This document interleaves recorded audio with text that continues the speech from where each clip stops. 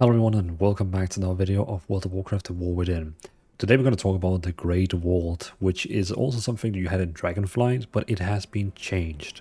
So basically you can find the Great Vault when you get to the new zone here, Kas Algar, on the Isle of Dawn, and then inside the main city here called Donorgal, you will find here in the city, so basically you have the city here, and here, just here on the corner, there's like, actually I can show you that visually, but just here around there on the other side of the Delve vendor, but here you will find entrance to the Great Vault.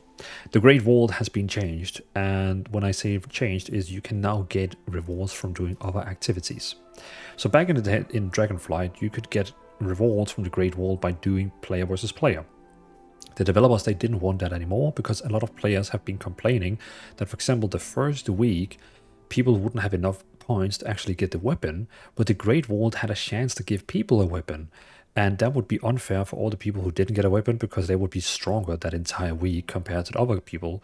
So it kind of added a random element into PvP, which is not healthy for PvP. So what they have done instead is, you can see here, this is from the BlizzCon when they showed it. Now you can get items from raids, dungeons, and worlds. And when I say worlds, it's actually, you can see complete one delve or world activity. And that is really cool because I like to do delves. I think delves is a really good gameplay. It's really fun.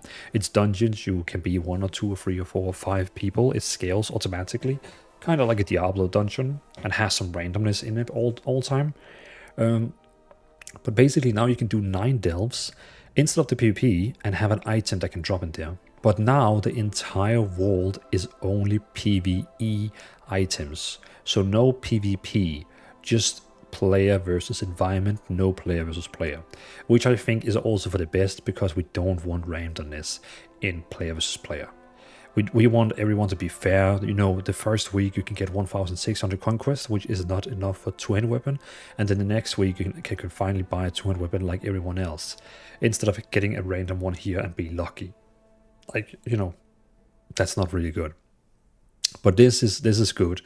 So now you can either get items from the Great Vault from doing bosses, so you can see defeat 3 Naru Palace bosses, defeat 5 bosses or 7 bosses, or complete 1 heroic or mythic or time walking dungeon, complete 4 dungeons or 8 dungeons, or the last one is do 1 delve, 4 delves, 9 delves.